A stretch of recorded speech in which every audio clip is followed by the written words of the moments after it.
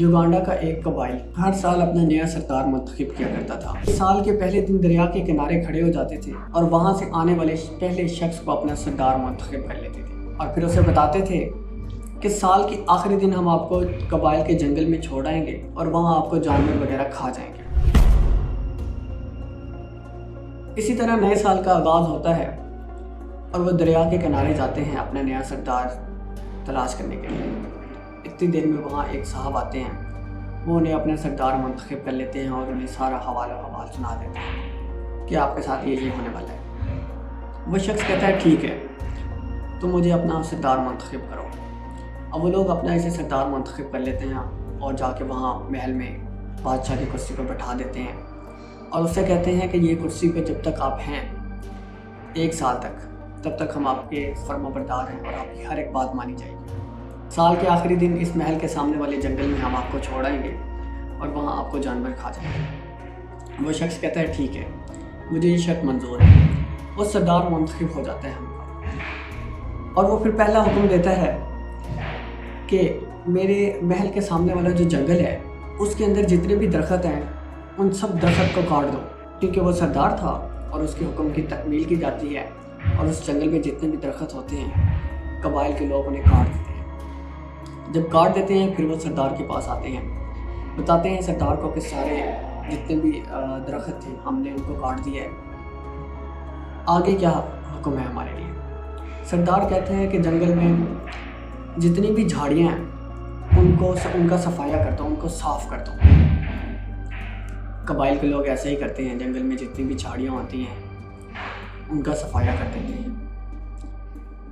پھر سردار کے پاس آتے ہیں اور اسے بتاتے ہیں کہ جنگل میں جتنی بھی جھاڑیاں ہیں ہم نے انہیں صاف کر دیا ہے۔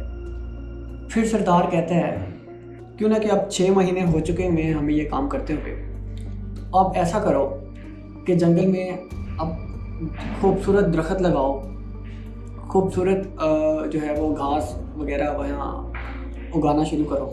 اب وہ لوگ سردار کے حکم پہ جنگل میں گھاس وغیرہ لگاتے ہیں، جنگل میں خوبصورتی پیدا کرتے ہیں۔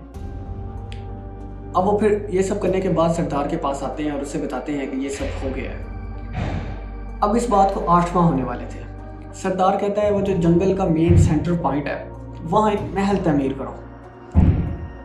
اب لوگ حیران رہ جاتے ہیں کہ سردار کرنے کے والے ہیں، لیکن وہ لوگ اس چیز کے پابند ہوتے ہیں کہ 1 سال تک، سال کے آخری دن تک وہ سردار کے سارے حکم مانیں۔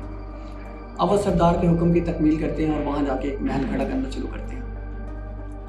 اب وہاں ایک محل بن جاتا ہے اور سردار کو آ کے بتاتے ہیں کہ وہاں ہم نے آپ کے کہنے کے حساب سے جو چیزیں آپ نے محل میں کہی تھی وہ لگا دی ہیں، جیسا آپ نے محل چاہا تھا ویسا محل بنا دیا۔ اب آتا ہے سال کا آخری دن۔ اب وہ سال کا آخری دن ہوتا ہے اور سارے قبائل کے لوگ اکٹھے ہوتے ہیں اور وہ سوچتے ہیں یار یہ کیسا سردار ہے، ہم تو سردار کو جنگل میں چھوڑ آتے تھے اور وہ جانور اسے کھا جاتے تھے، لیکن اس سردار نے تو جنگل کو ہی محل بنا دیا ہے، یہ تو اس محل سے بھی خوبصورت محل وہاں کھڑا کر دیا ہے سردار نے۔ اب اتنی ہی دیر میں سردار آتا ہے اپنا سامان لیے ہوئے اور انہیں کہتا ہے کہ آؤ مجھے اب وہاں چھوڑاؤ جو کہ تمہارا دستور ہے۔